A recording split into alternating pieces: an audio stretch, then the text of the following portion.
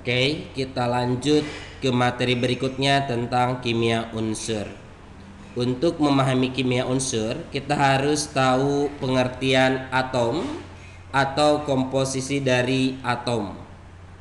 Atom biasanya dituliskan seperti ini. Misalkan ini atom, Z ini nomor atom, dan A nomor massa. Saya kasihkan keterangannya, X adalah lambang unsur ya, lambang atom. Kemudian Z di sini adalah nomor atom. Kemudian A di sini itu adalah nomor massa, ya. Oke, diingetin. Nah, nanti di sini nomor atom itu menyatakan apa? Nomor atom sama dengan jumlah proton.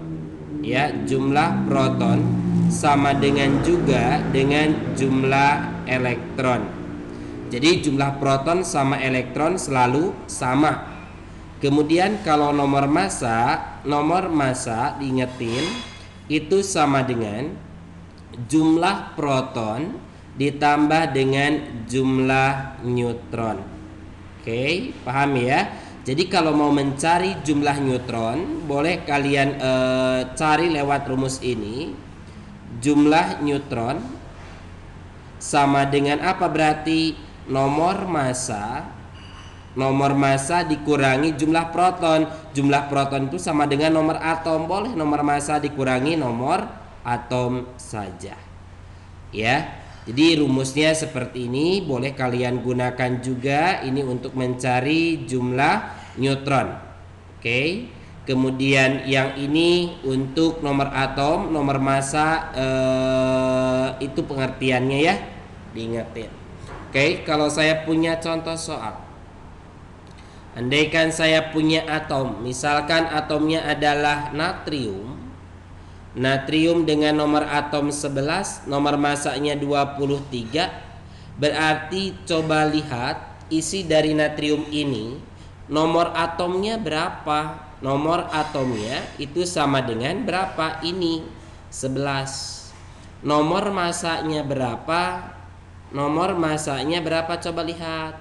23. Kemudian saya tanya juga dari sini, jumlah protonnya berapa? Ya 11, karena nomor atom sama dengan jumlah proton.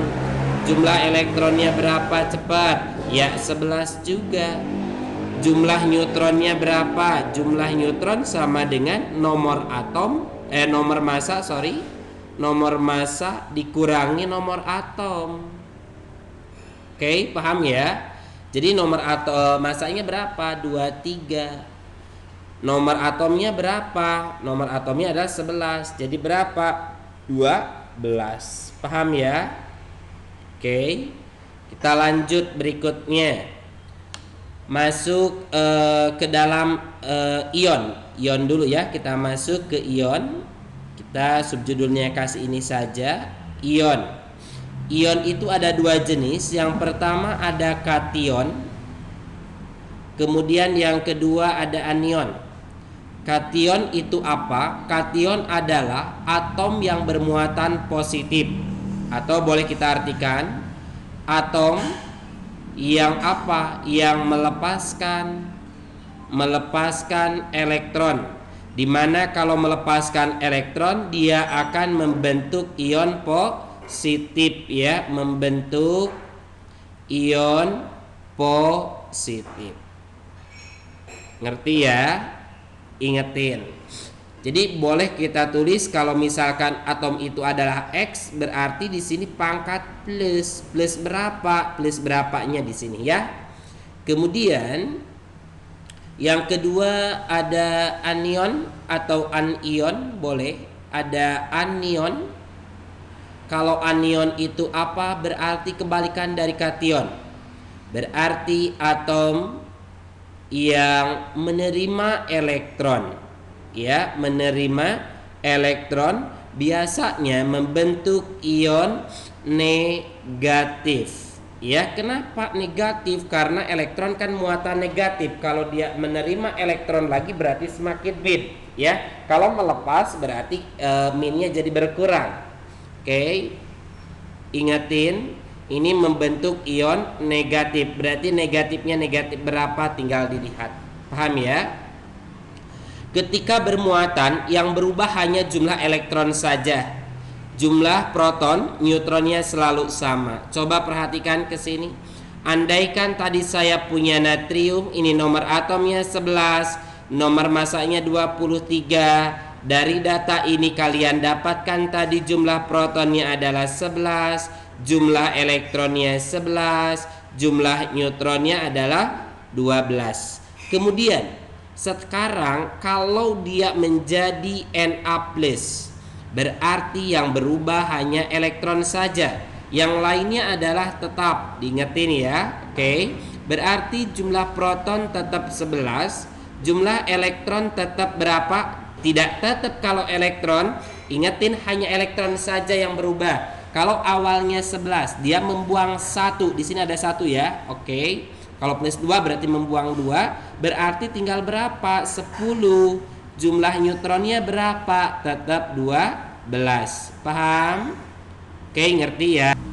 Oke, lanjut berikutnya. Kemana?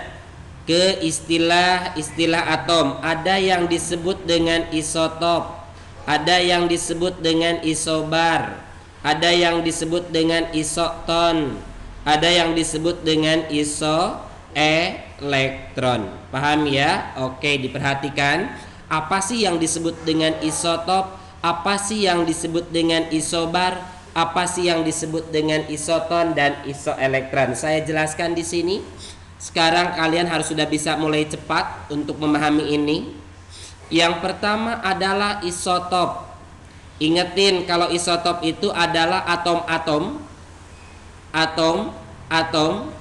yang jumlah protonnya sama. Atau gini saja, atom-atom yang nomor atomnya sama, tetapi nomor massa berbeda. Oke.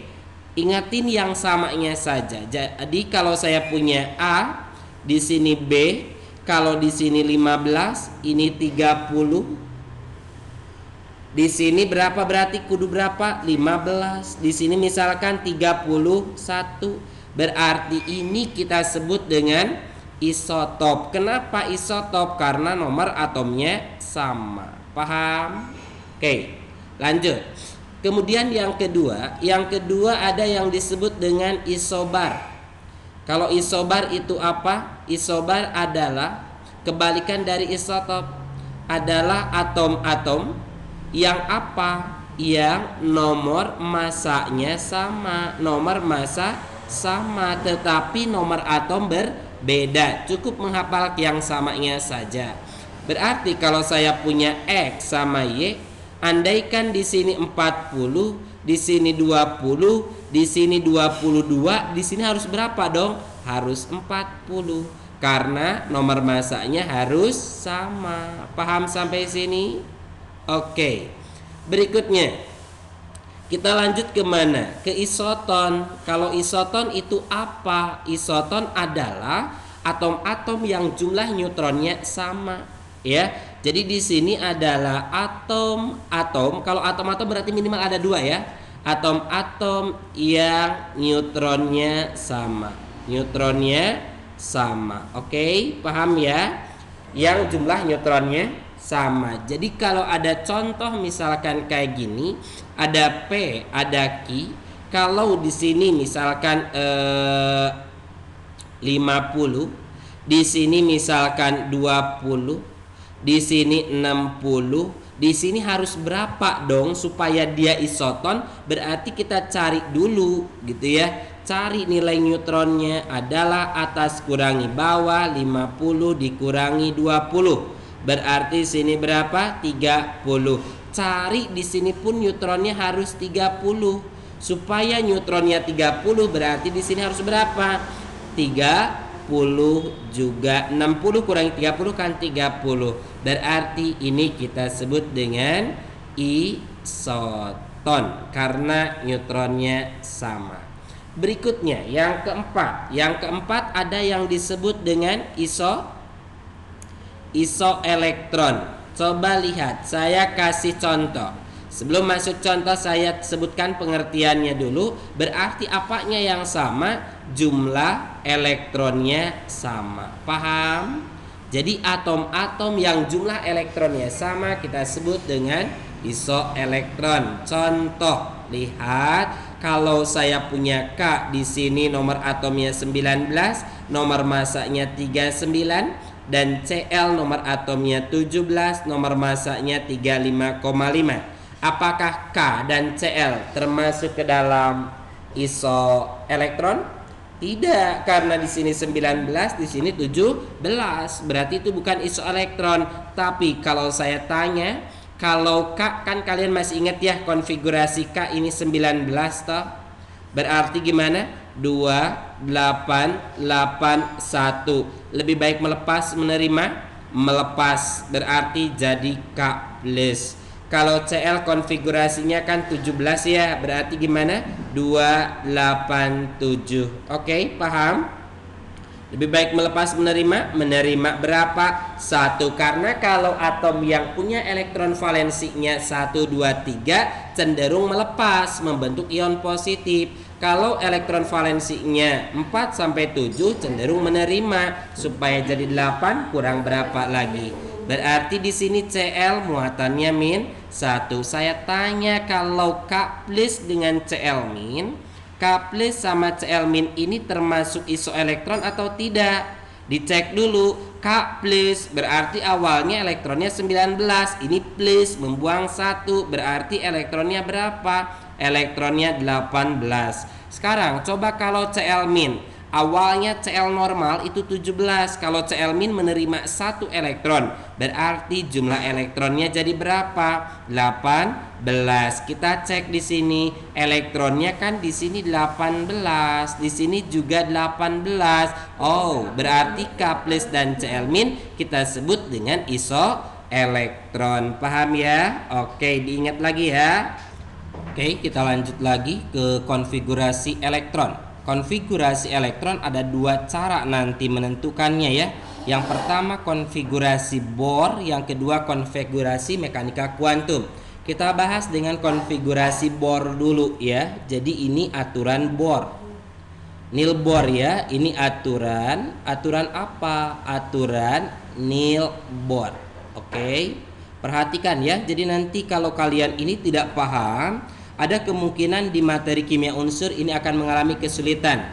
Jadi aturan Nil Bohr itu yang pertama, ingetin kulit jumlah elektron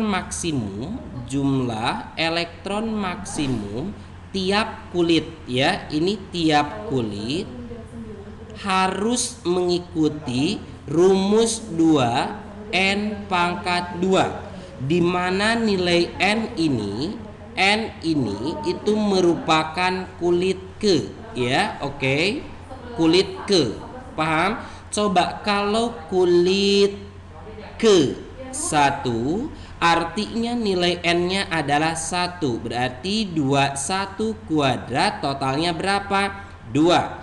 Kalau kulit ke-2 berarti 2, ininya 2, ini pangkat 2, total berapa?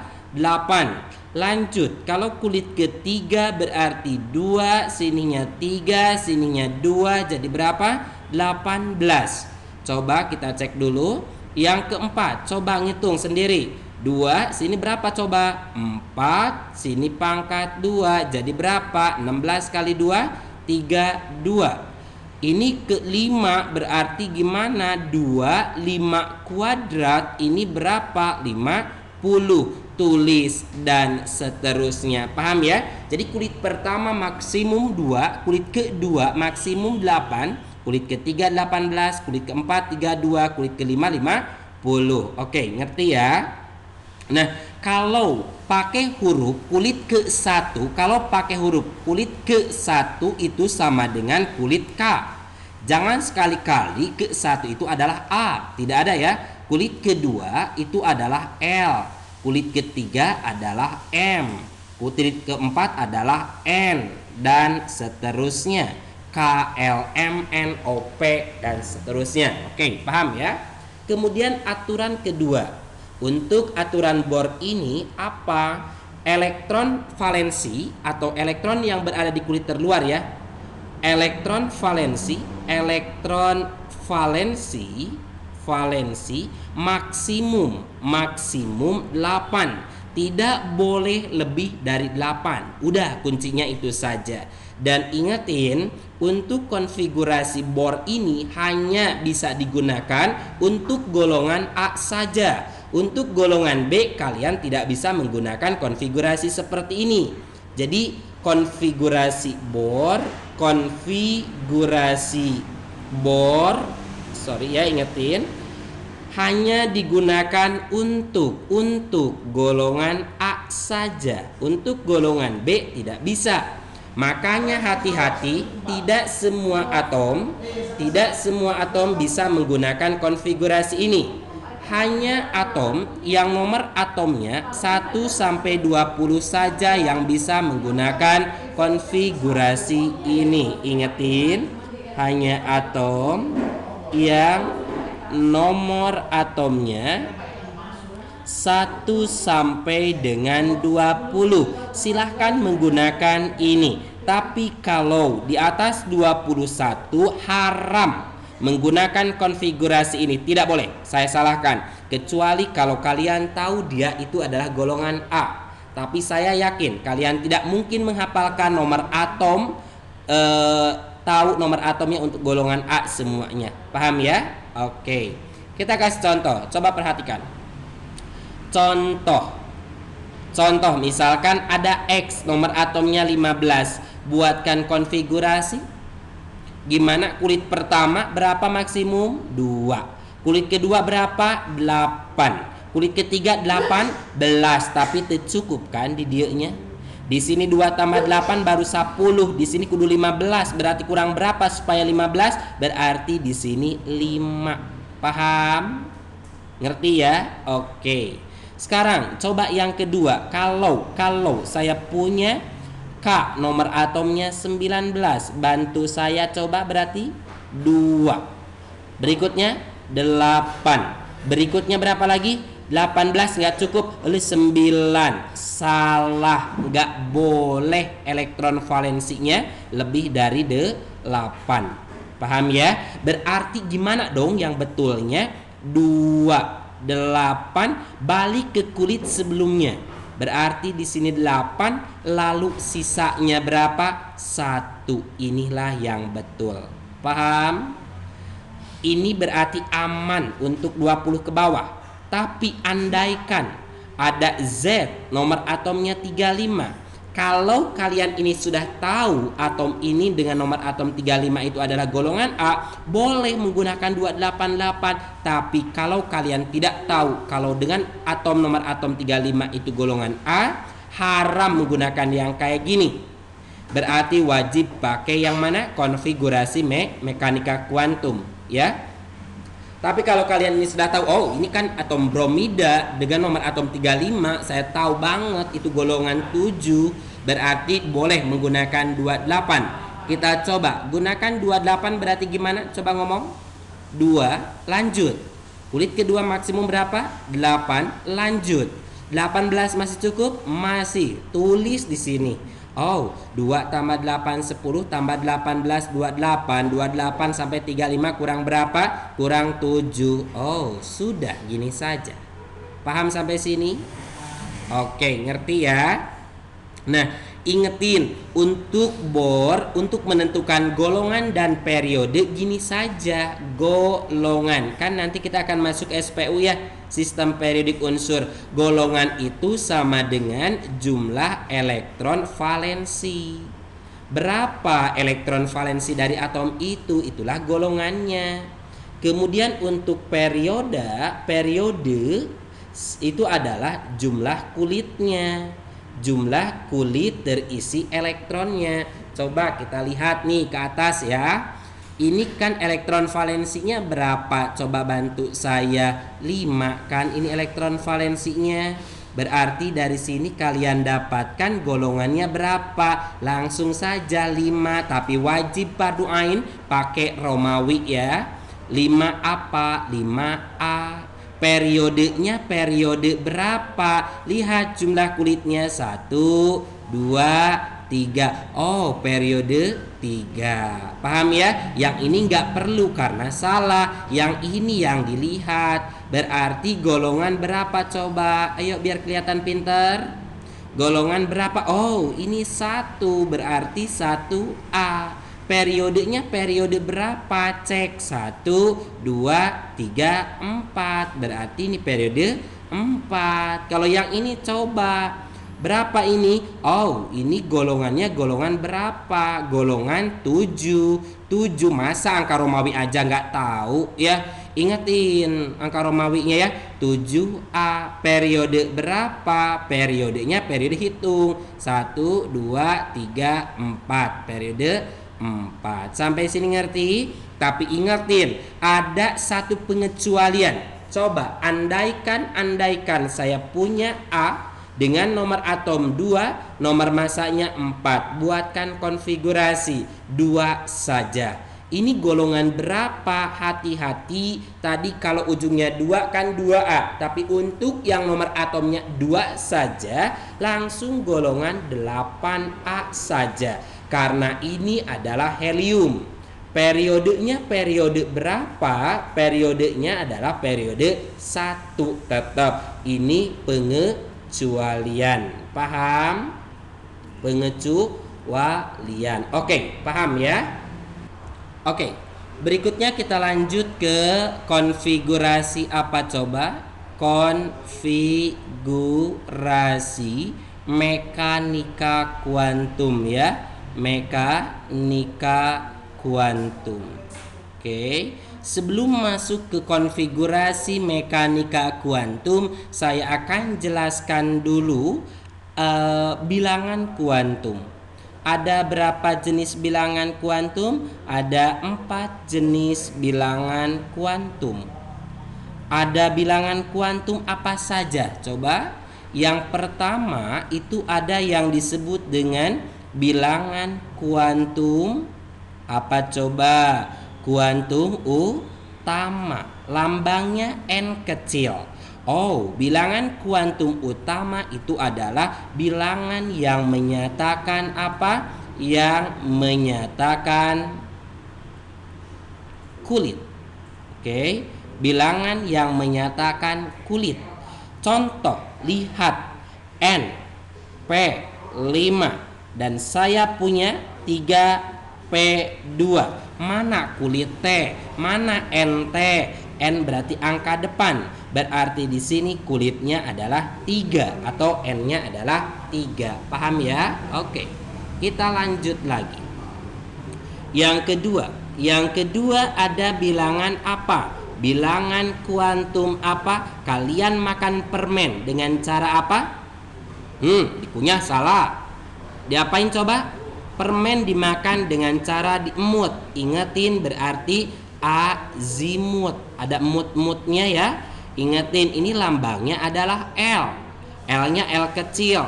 Berarti ini adalah bilangan yang menyatakan apa? Menyatakan subkulit. Ingetin, bilangan yang menyatakan subkulit. Fardu ain kalian harus tahu. Kalau nilai L-nya 0, subkulitnya adalah S. Kalau 1 siapa? P. Kalau 2 siapa? D.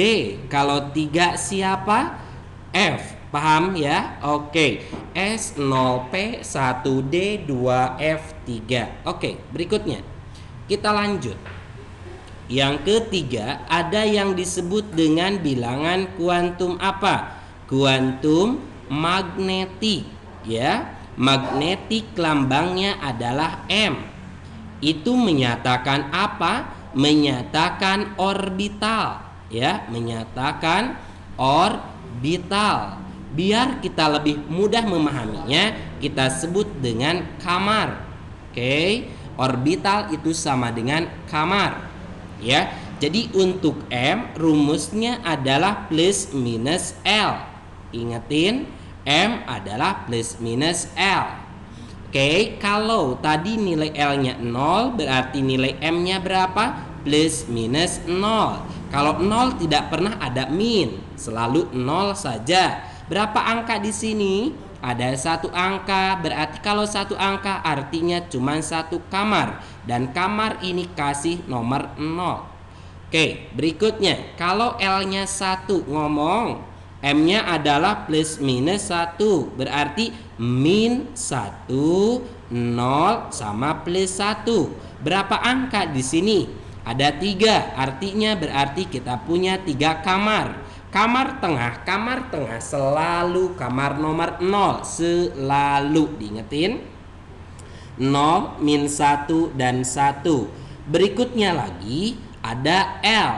L sama dengan 2. Artinya berarti M sama dengan plus minus 2. Berarti angka berapa? Min 2, min 1, 0, 1, 2, dan 3. Paham ya?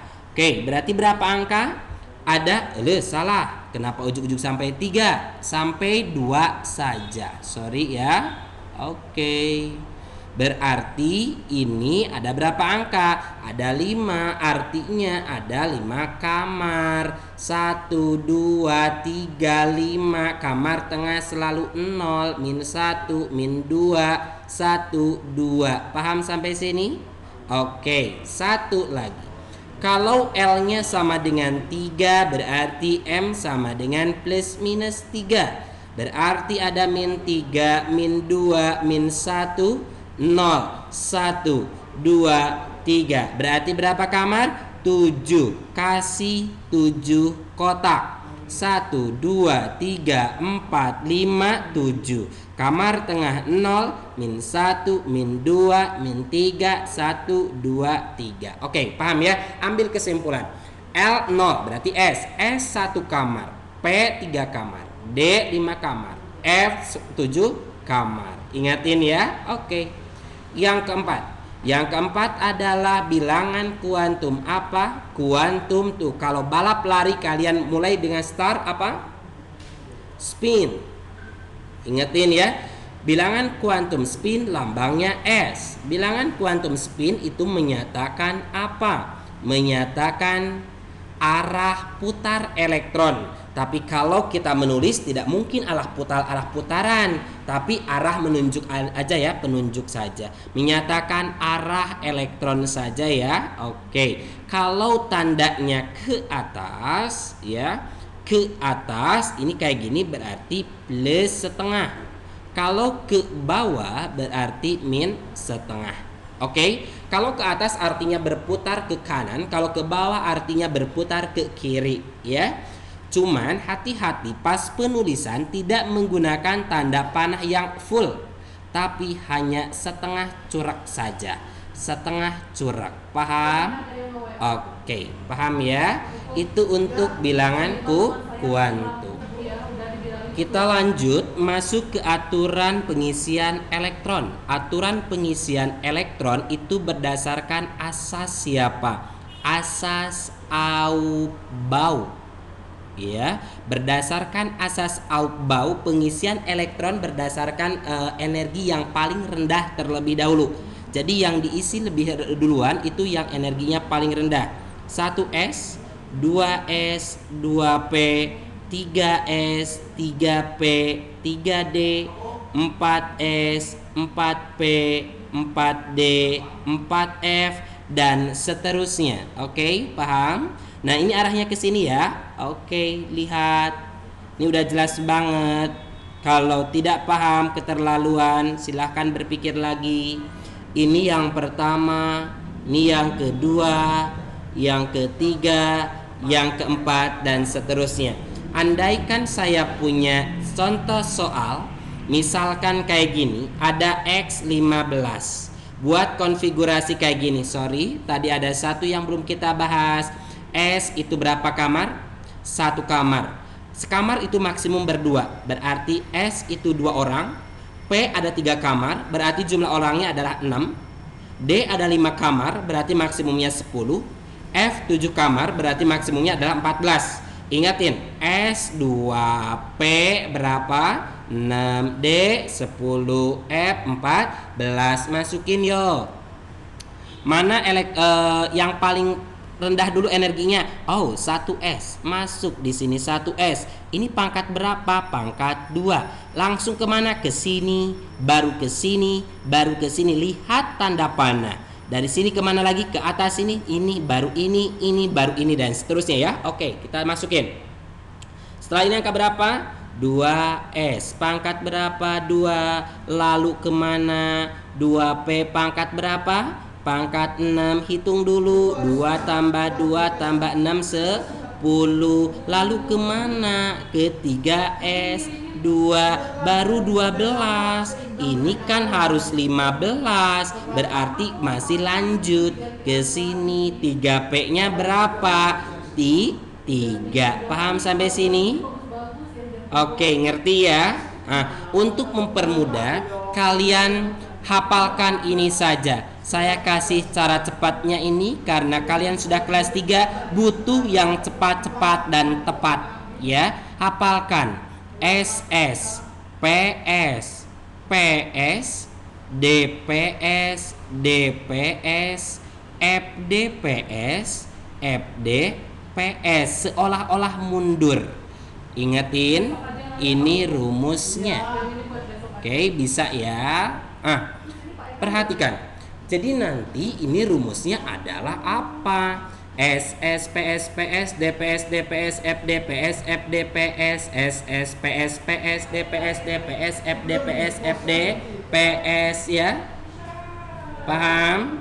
Diingetin ya. Jadi urutannya seperti itu. Jadi kalau saya punya contoh soal, contoh. Oke, contoh X nomor atomnya 35. Buat SSPS, ingetin sampai D pertama itu adalah 30 elektron. Oke, sampai D pertama itu adalah 30 elektron. Kalau tidak banyak-banyak gak usah terlalu jauh. Masuk konfigurasinya berarti gimana? S S PS PS D P. Ingetin, S dimulai dari angka 1, lanjutkan 2, lanjut 3, lanjut 4, dan seterusnya. P pertama dimulai dari angka 2, ngomong lanjut 3, 4. D dari angka 3, F dari angka 4. Masukkan orang-orangnya. 35, 2, 6, 2, 10. Hitung 30. Oh, di sini 5. Berarti buat seperti ini konfigurasinya. Paham ya? Oke. Nah, sekarang ini untuk latihan soal. Ini kalian tulis semuanya dari awal tadi sampai sini dan kerjakan soal ininya. Nanti masuk ke RB ya. Di-upload juga. Ini ada soalnya. Ya, soalnya tuliskan. Oke, tuliskan konfigurasi elektron untuk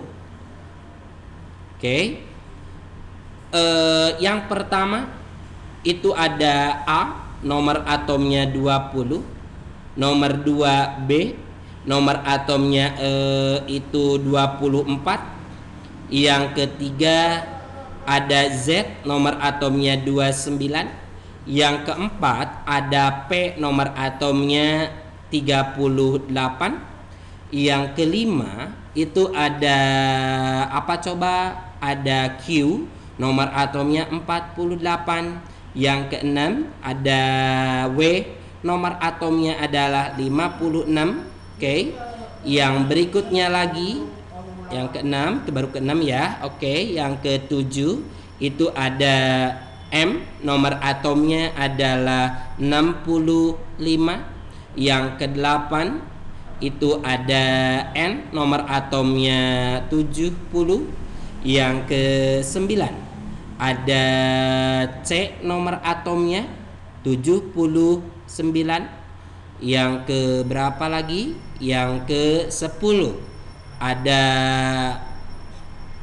apa, saya jadi bingung. Ini 93. Oke, ini kalian buat konfigurasi. Yang pertama untuk yang nomor atomnya 1 sampai 20 silahkan gunakan mekanika kuantum dan Bohr. Kalau di atas 21 ke atas itu gunakan mekanika kuantum saja. Oke, nanti kalian kumpulkan, minggu depan kita lanjutkan lagi ya. Oke, terima kasih semuanya. Mudah-mudahan kalian bisa memahami semua ini ya. Terima kasih. Assalamualaikum warahmatullahi wabarakatuh.